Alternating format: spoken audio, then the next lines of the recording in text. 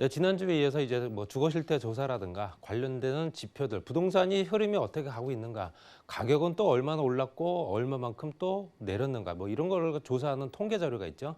그 통계 자료를 가지고 전년도와 올해 비교할 수가 있고요. 또 전년 동기, 또 같은 분기별로 했을 때 어떤 식으로 변화가 생기는가, 또 그걸 월간이라든가 주간으로 또 나눌 수 있습니다. 실제적으로 이제 부동산 시장은 우리가 알다시피 살아서 움직이는 생물이라고 합니다. 여러 가지 여건들이 실질적으로 계속 변화가 생기기 때문에 또 그에 따라서 가격도 그대로 고정돼 있는 게 아니죠. 여러 가지 여건들이 변화가 생기고 그에 따라서 정책도 반영이 되고 그 정책 규제로 인해서 또 수요가 또 줄고 또 그와 반대로 실질적으로 정책에 관련된 어떤 그 흐름이 현재 실수요자와 연결된 실제 정책적인 어떤 반영률이 떨어지게 되면 당연히 또 가격이 오르고 지금 현재 청약 경쟁률이 높다는 얘기는 결론적으로는 그만큼 물량이 작다는 얘기겠죠. 서울 지역 같은 경우는. 필요로 하는 사람에 대비해서 물량이 작다 보니 당연히 경쟁률은 셀 수밖에 없습니다. 여러 가지 여건들이 다시 개선되지 않는 한 당연히 계속 이 지표는 어떤 식으로든 상승 곡선을 탈 것 같고요. 그래서 부동산 시장에 관련된 지표를 한번 준비해 봤습니다.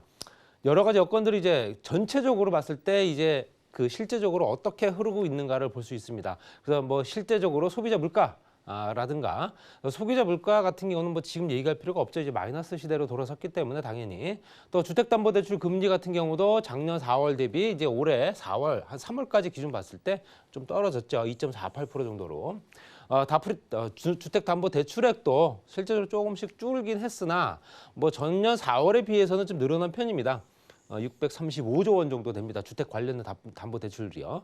연체율은 실질적으로 그대로 유지가 됐다 보시면 될 것 같고요. 또 건설에 관련된 거, 건설을 해야 실질적으로 주택이 됐든 뭐가 됐든 새로운 변화가 생길 테니까 건설 수주액 같은 경우도 실제 2019년도 4월부터 봤을 때는 좀 많이 떨어진 편입니다. 11.2%까지 떨어졌죠. 13.1%에서. 그에 따라서 금액도 조절이 됐을 테고요. 거기에 준공 물량도 3만 6천 가구에서 실제적으로 3만 1천 가구 정도로 약 5천 가구 물량 정도가 줄어든 상태입니다. 그리고 미분양 물량도 실제적으로 이제 6만 2천 가구였던 부분이 많이 소진이 됐습니다. 그래서 3만 8천 가구 정도로 현재 통계가 잡혀 있고요. 또 소비자 심리 지수를 보게 되면 소비자에 관련된 심리지수는 매수세입니다. 실제로 언제든 준비가 된 상태들 언제든 집을 구입을 하겠다라는 내용이겠죠. 물론 부동산 시장이 단지 뭐 주택만 가지고 얘기하는 건 아니기 때문에 상업용 부동산이라든가 토지도 다 포함됐을 테고요. 그래서 그중에서 비중이 높은 부분이 이제 주택이겠죠. 부동산 시장 소비자 심리지수도 87.7%에서 현재 2020년 3월 기준으로 봤을 땐 100이 넘어갔습니다. 7.0%. 실제적으로 100보다 높으면 가격 경쟁력이 높아지고 가격 어떤 상승 여력이 더 충분해진다는 얘기고요. 그보다 낮게 되면 가격이 좀 떨어진다라고 안정화를 느끼는 부분입니다. 봤을 때는 현재 1년 기준으로 쭉 보게 되면 87.7%에서 107점까지 거의 20% 정도까지 올랐다는 얘기는 앞으로도 가격이 더 오를 가능성이 더 크다라는 어떤 그런 기대 심리가 작용한다는 얘기고요. 또 매매 가격 전망 지수도 81.3에서 현재 70.0 이게 지난 3월이고요. 3월에 70.0까지 떨어졌습니다. 그랬다가 다시 83.3으로 올라갔습니다. 그랬다는 얘기는 결론적으로 전년도 대비했을 때 현재 주택 매매 가격 전망도 계속 오를 거다라는 전망 지수가 높다는 얘기입니다.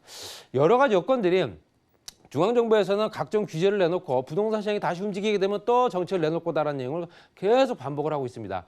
분양가 상한제 실시가 곧 앞두고 있기 때문에 당연히 물량은 또 줄어들 테고요. 그로 인해서 가격 상승 여력은 또 충분해진다는 얘기입니다. 여러 가지가 계속 역효과가 나면서 계속 악순환이 되고 있는 상황이지 않을까 말씀드리고 싶고요.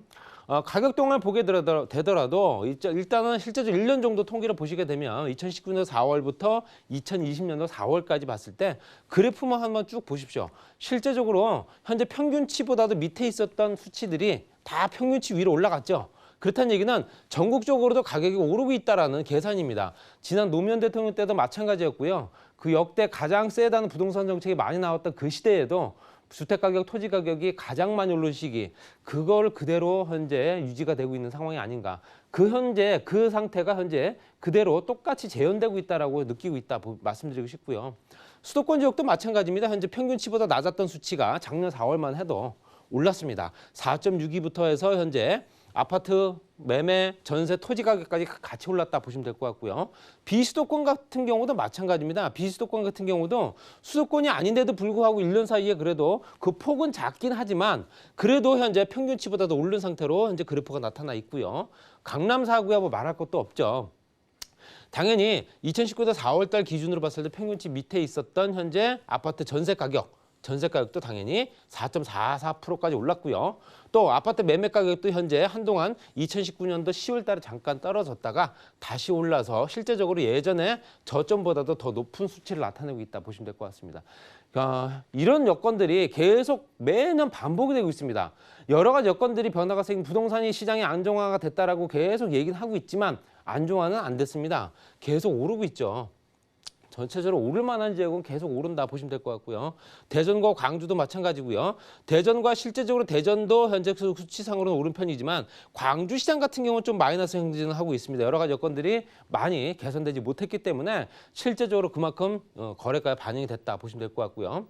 유형별로 봤을 때 또 주택은 다 포함되는 부분, 아파트부터 다 포함된 부분이고요. 아파트냐, 연립이냐, 단독이냐 이걸 나눴을 때 실제로 아파트 같은 경우는 0.41%대까지 현재 매매가격 지수 변동이 현재 마이너스를 찍었던 2019년도 4월에 비했을 때 2019년도 10월, 11월, 12월 작년 12월 달에 아주 최고점을 찍었었죠. 그랬는데 이게 다시 현재 이제 2020년도로 들어서면서 실제적으로 조금 더 하락을 한 후에 다시 고점을 더 회복을 한 게 아니라 예전에 고점보다도 더 높은 수치가 나타나고 있습니다. 여러 가지 여건들이 이렇게 변화가 생기게 되면 집값을 잡을 수 있을까라는 생각을 계속 할 수밖에 없고요. 매매가격 지수 변동률이 이렇게 따라간다는 얘기는 여기에 전세가도 같이 따라간다는 얘기고요. 서민 경제가 안 좋아질 수밖에 없는 얘기, 임대료가 계속 올라가기 때문에 더욱더 힘든 얘기다 말씀드리고 싶고요. 또 연립이나 단독 같은 경우도 거의 뭐 비슷한 형태로 가긴 하나 그래도 약간 오른 상태를 유지한다 보시면 될 것 같습니다. 그중에서 아파트가 단연컨대 가장 많이 오른 수치를 보여지고요. 또 규모별로 봤을 때는 40평방미터 미만, 12평짜리 미만이냐 아니면 40평이 넘는 중대형, 대형 평수냐에 따라 봤을 때도 규모별로 봤을 때 전체적으로 작은 평수는 그대로 유지가 된 후에 조금 떨어진 편이고요. 물량 공급이 워낙 많았기 때문에 그렇다 말씀드리고 싶고요. 소형 평수 물량이 워낙 많이 공급이 됐었죠. 거기에 이제 40에서 60평방미터 정도 되는 부분도 현재 그대로 거의 뭐 유지가 된 상태. 거기에 현재 85제곱미터에서 102평방미터 가장 선호하는 평수죠. 25평에서 33평짜리 그 현재 평수는 조금 더 오른 상태를 보실 수 있고요. 그러니까 가격 지수 변동률도 이제 평수에 따라 달라지긴 하지만 그래도 좋아하고 선호하는 평수는 25평에서 33평대다 이렇게 보시면 될 것 같고요. 수도권의 재건축 가격도 당연히 올랐죠. 전체적으로 서울, 경기 또는 현재 인천까지 포함했을 때 뭐 강남 4구를 따로 별도로 보고요. 그랬을 때 전체적으로 봤을 때는 5,092만 원 정도가 현재 2019년도 4월 기준이었습니다. 그랬다가 5,700만 원까지 올랐고요. 지금 현재 2020년도 4월 기준으로 강남 4구는 현재 5,300만 원대에서 현재 6,000만 원대까지 현재 6,000만 원을 돌파했습니다. 그리고 경기 같은 경우는 실제적으로 그대로 유지가 된 게 아니고요. 실제적으로 경기 지역 같은 경우는 2,300만 원대에서 2,500만 원 정도 조금 올랐습니다. 그리고 실제적으로 전체적으로 봤을 때는 가격이 많이 오른 상태로 볼 수 있지만 또 이제 지방 같은 경우, 인천 같은 경우는 거의 차이가 없다 이렇게 말씀드리고 싶고요. 이 중에서도 말씀드린 서울 지역 안에서도 강남 4구 안에 들어가 있는 재건축 가격은 계속 현재 오르고 있는 상태다 보시면 될 것 같고요. 또 평균 월세 보증금도 전국 주택을 봤을 때 5,900만 원 정도 월세입니다. 그리고 아파트는 6,600만 원 정도 보증금이 필요하고요. 연립은 3,200만 원, 단독은 8,200만 원 정도가 필요하다. 이건 전국적인 수도권 지역의 이제 전체적인 주택에 관련된 내용이기 때문에 평균치다. 이렇게 계산하시면 되고요. 인허가 물량은 얼마가 되느냐. 2019년도 9월, 10월, 11월 달에 실제적으로 인허가 물량들이 굉장히 많았습니다. 전국적으로 봤을 때도.